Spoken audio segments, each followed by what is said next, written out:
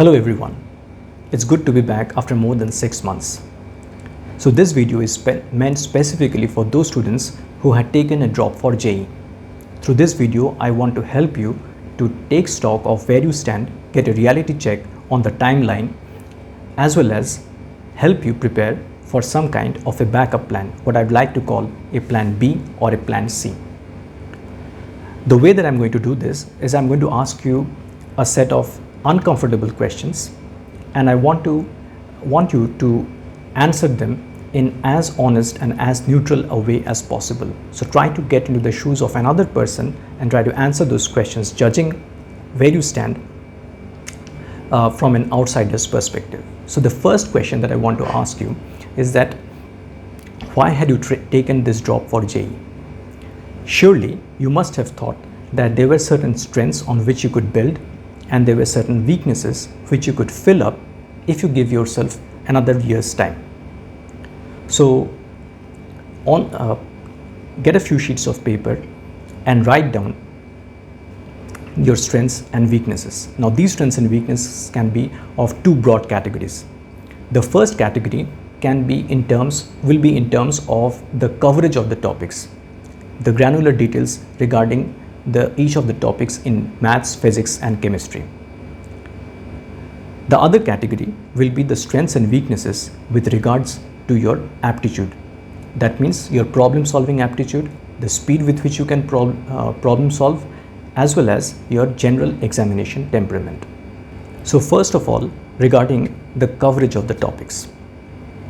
So on your sheet of paper, you write down the topics which in your first attempt you felt were your strong points, and try to answer the question that have you been able to build on those strengths, meaning that now in your drop year, are you now stronger, or have you perhaps forgotten that? That also is a possibility.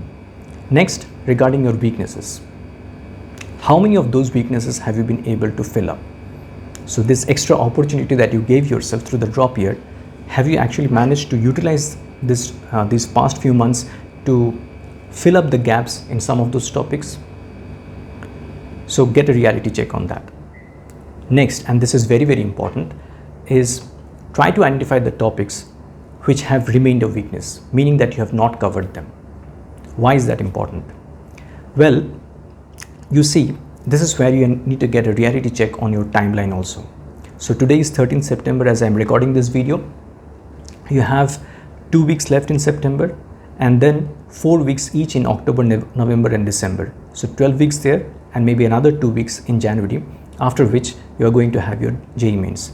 So you are going to have something like 16 weeks, and speaking in engineering terms, it's not going to be 100% efficient. So let's say about 15 weeks time. Now within these 15 weeks, you have to cover whatever you have not covered, as well as you have to develop your proficiency in terms of your aptitude, as I was saying earlier. So this is a very, very short time, and in this short time you have to actually decide whether it will be wise to actually leave some topics. My opinion is that it will be actually wise to leave some of those topics out if you have not even started on them. Okay, so this is a crucial question which you need to ask yourself: which are the topics which you are going to leave, which you are going to sacrifice? Why sacrifice? Because you see, just like in engineering, there are trade-offs. So here also I am asking you to do a trade-off, meaning that you do have certain of your strengths, some of your mid strengths, try to build on them instead of utilizing or investing time on learning a topic afresh. I think your time would be better utilized if you build on your strengths in whatever little time that is remaining. But this is just my opinion. You think for yourself whether that would be a good strategy. Next, again regarding going back to the strengths and weaknesses with regards to your aptitude. So when you dropped, try to assess now that what was the expected level after your drop year. So did you perhaps take a drop after doing reasonably well in JEE mains, but you wanted to give yourself another chance for JEE advanced? Was that the case? Or was it that you had not even done decently in JEE mains and you wanted to do that. So get a reality check on that question also, and where you stand vis-a-vis that. So in this past few months, have you been able to uplift yourself from the JEE mains to JEE advanced, or have you, if the other one is the case, that have you been able to actually upgrade to a level where you are actually okay with JEE mains? And especially for people who are gunning for JEE advanced, please note that JEE advanced and JEE mains are quite different. I don't need to tell you this, but still, since we are talking about facts, so maybe even in your first attempt, you were quite good in solving challenging problems, but speed was a problem. Speed was an issue for you, and this is actually an issue in JEE mains. So if your JEE mains turns out to be bad, then you will not even qualify for JEE advanced.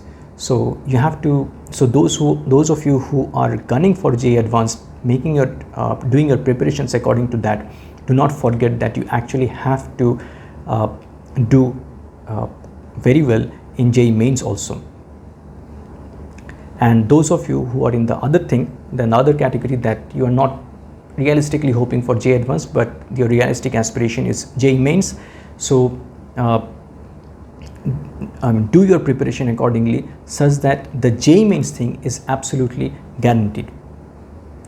Okay, so you will get a really good rank in JEE mains. So this is not the time to think unrealistically that, okay, I have done in an okay kind of preparation JEE mains, let me try to do something in JEE advanced. This is not the time to start doing all of that. Okay, so first lock down your level in JEE mains, and then maybe if you really have the luxury of time left, go for it. Okay, all right. So this was taking stock of the reality, getting the reality check on the timeline, etc., etc. But underlying all of this, okay, and connected to this last thing that I discussed regarding JEE advanced and JEE mains, is that what is going to be your plan B? Because you see, the best of plans, they can fail. Okay, and now I'm talking about in engineering terms. So despite all your plans, despite all your efforts, things can go south. What are you going to do if such a thing happens? Now, I am not asking you, no, I'm not encouraging you to be pessimistic. Rather, the kind of thing that I'm asking you to do is to take on a stoic philosophical view of where you stand. Stoic philosophical view means like, think of the bad things that can happen, accept that as a possibility. I mean, it's not wise to just sweep it away, that, okay, I don't even want to think about it. That is not a mature way of going about it. Accept that that could be a possibility, that everything fails, then what? Okay, so suppose you are gunning for JEE advanced, that is your plan A. You have identified that is your plan A, and that is very, very important that you actually realistically identify your plan A, only then your plan B will be clear. So if you have identified your JEE advanced thing, your IIT thing as the IIT ambition as plan A, then maybe the NIT is a plan B. Is that locked down? I keep on saying this. Okay, the next rung, the backup plan should be absolutely locked down, that your preparation should be at that level. Okay, so suppose you cannot get into IIT, then at least the NIT thing is locked down. And just think for a second, would it be such a bad idea to go into the NITs? Some of them are fine institutions, and many of my colleagues here in the IITs, in IIT Kharagpur itself, in the other IITs also, so they are from the NITs and they are doing wonderfully well. Not just wonderfully well, they are award-winning professors. So I mean, really, really well recognized. So I mean, it's really immature and unwise to think poorly of those institutes. Similarly, if your plan A is the NITs, then maybe your plan B is some of the other government engineering colleges, some of the CFTIs. If your preparation is such, and I am assuming that you have been brutally honest with yourself, that you are thinking that realistically you may go into some government engineering college. So if that fails, what would be your backup thing? Would you be willing to go into some kind of a, I mean, not so great private engineering college, or would it be perhaps better to think of taking up a normal kind of career in science, take up a science degree? Now, some of you may be putting up your hands in exasperation. So what is this? I was thinking of engineering and you are asking me to think of science. Well, just think about it. You are actually studying science, aren't you? What you're studying is physics, chemistry, maths. So that is science. So would it be so bad to go into science?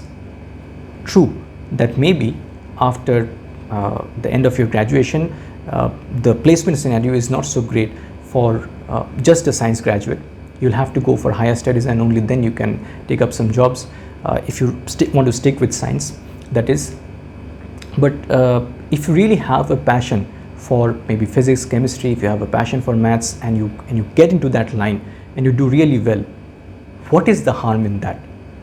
Okay, so you choose your own path. So think realistically in these terms. I'm just giving you some pointers. Okay, so this plan B or plan C, whatever it is, okay, accept this as a possibility. Okay, I mean, sit down calmly. There's a coming Dasera break. During this time, sit down calmly and think of these possibilities. Be realistic about it. Have your plan A, work towards it, but if that doesn't happen, you will be okay with the plan B. Keep this in your mind. And when you manage your expectations like this, it will actually give you a peace of mind, and you can actually convey this thing to your parents, to your older siblings, to your family, and overall there can be a peace. This is very, very important. Otherwise, they don't know what you are actually doing in your preparation. They are thinking that, I mean, in your drop year, you'll work wonders and you will do magical performance. The reality is that that may not actually happen. So from now on, if you manage the expectations of yourself and of your family members, then later on it will be a level-headed, peaceful kind of thing going forward. Okay, so I've said a lot of things. I hope you'll be able to do a proper, honest assessment of where you stand, your strengths and weaknesses, and I really hope that you have written something down in your 2 sheets of paper, and those will help you to do something actually actionable. So on that note, I will conclude this video. Thank you very much for your attention, and all the very, very best.